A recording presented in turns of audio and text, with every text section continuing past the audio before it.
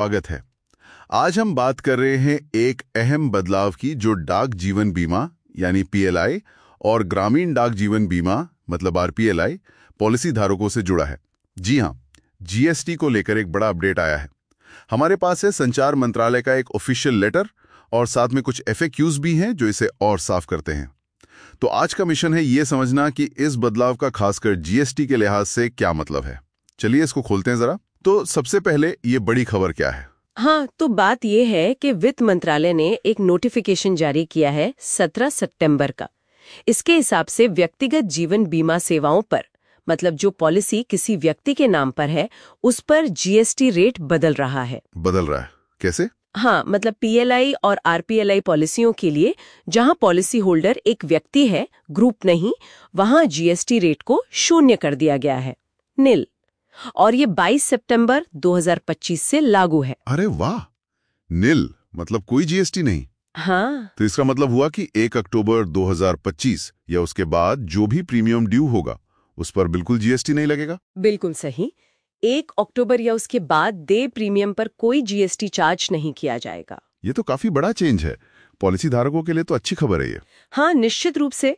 लेकिन इसमें कुछ बारीकियां हैं, खासकर जो प्रीमियम पहले के हैं उनके पेमेंट को लेकर। अच्छा, जैसे कि मान लीजिए कोई प्रीमियम 22 सितंबर के बाद भरता है तो क्या होगा? देखिए, ये इस पर निर्भर करेगा कि प्रीमियम असल में कब का देय था, मतलब ड्यू डेट कब थी। हाँ। अगर 22 सितंबर या उसके बाद पेमेंट किया गया, लेकिन वो प्रीमियम अक्टूबर 2025 से पहले का ड्यू था, मान लीजिए सितंबर का या अगस्त का बकाया था, अच्छा, तो उस पर पुराने जीएसटी नियम ही लागू होंगे, जीएसटी देना पड़ेगा। ओके, तो ड्यू डेट महत्वपूर्ण है। हाँ, और अगर वो पेमेंट 1 अक्टूबर 2025 या उसके बाद ड्यू होने वाले प्रीमियम के लिए है तो फिर कोई जीएसटी नहीं लगेगा। सीधी सी बात है। कट ऑफ डेट यहाँ प्रीमियम के ड्यू होने का महीना है, पेमेंट की तारीख नहीं। 1 अक्टूबर 2025 वो लाइन है। ठीक है, ये पॉइंट क्लियर हुआ। अक्टूबर से आगे के प्रीमियम पर जीएसटी नहीं, पहले के बकाया पर लगेगा, चाहे पेमेंट बाद में हो। अच्छा, और नई पॉलिसीज के बारे में क्या, जो अभी ली जा रही हैं? यहाँ भी एक कट ऑफ डेट है। जो पॉलिसीज 21 सितंबर 2025 तक स्वीकृत हो गईं, मतलब अप्रूव हो गई हैं, हाँ। उन पर तो पुराने जीएसटी नियम चलेंगे। लेकिन जो पॉलिसी 21 सितंबर के बाद स्वीकृत हुई हैं, उनके प्रीमियम पर कोई जीएसटी नहीं लगेगा। ठीक है, तो नई पॉलिसी अप्रूवल की डेट 21 सितंबर है, समझ गया। और अगर मान लीजिए प्रीमियम भरने में देर हो जाती है, लेट फीस लगती है, उसका क्या? हाँ, लेट फीस, जिसे डिफॉल्ट शुल्क भी कहते हैं, उसका नियम प्रीमियम से जुड़ा है। अगर लेट फीस ऐसे प्रीमियम पर लग रही है जो सितंबर 2025 तक दे था, तो उस लेट फीस पर अभी भी 18% जीएसटी लगेगा। ओके। लेकिन अगर लेट फीस अक्टूबर 2025 या उसके बाद दे प्रीमियम से जुड़ी है, तो वो लेट फीस भी जीएसटी फ्री होगी। ठीक है, ये भी उसी लॉजिक पर है। अक्टूबर 2025 वाली लाइन यहां भी लागू होती है। अच्छा, अब बात करते हैं रिवाइवल की। अगर किसी की पॉलिसी लैप्स हो गई, बंद हो गई थी, और वो उसे 22 सितंबर के बाद फिर से चालू करवाते हैं, रिवाइव करते हैं। सिद्धांत वही है, बिल्कुल वही।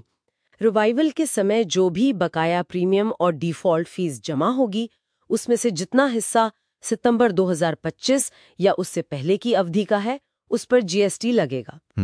और जो हिस्सा अक्टूबर 2025 या उसके बाद की अवधि का है, उस पर कोई जीएसटी नहीं देना होगा। समझ गया।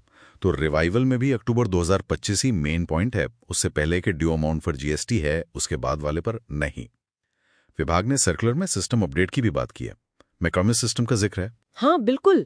जो उनका सॉफ्टवेयर है मैकामिश, उसे सेंट्रली अपडेट किया जा रहा है ताकि ये सारे बदलाव अपने आप सिस्टम में आ जाएं, कलेक्शन के टाइम कोई गड़बड़ ना हो। और एफएक्यूज में ये भी साफ किया है कि जो जीएसटी पहले कलेक्ट हो चुका है वो वापस नहीं होगा। हाँ, ये जरूरी है। मतलब ऐसा नहीं है कि पहले भरे हुए जीएसटी का रिफंड मिलेगा। ये बदलाव आगे के लिए है, 1 अक्टूबर 2025 की ड्यू डेट से। राइट, तो ये फॉरवर्ड लुकिंग चेंज है, कोई रेट्रोस्पेक्टिव इफेक्ट नहीं। एक और बात थी सर्कुलर में, इंटरनल कामकाज से जुड़ी हुई सेल्स फोर्स के इंसेंटिव पर जीएसटी। हाँ, वो एक दिलचस्प पॉइंट है। हालांकि ये सीधे पॉलिसी धारक को प्रभावित नहीं करता। बात यह है कि जो इंसेंटिव डाकघर अपने एजेंट्स या सेल्स फोर्स को देता है, उस पर डाकघर को रिवर्स चार्ज बेसिस पर जीएसटी देना पड़ता है। अच्छा, वो जीएसटी तो जारी रहेगा, लेकिन अब डाकघर 22 सितंबर 2025 से इस जीएसटी पर इनपुट टैक्स क्रेडिट यानी आईटीसी क्लेम नहीं कर पाएंगे। ओह अच्छा, तो ये डाक विभाग का अंदरूनी फाइनेंशियल एडजस्टमेंट है। हाँ, ये उनके इंटरनल अकाउंटिंग की बात है, पर इससे पता चलता है कि बदलाव के असर कई लेवल पर होते हैं। बिल्कुल।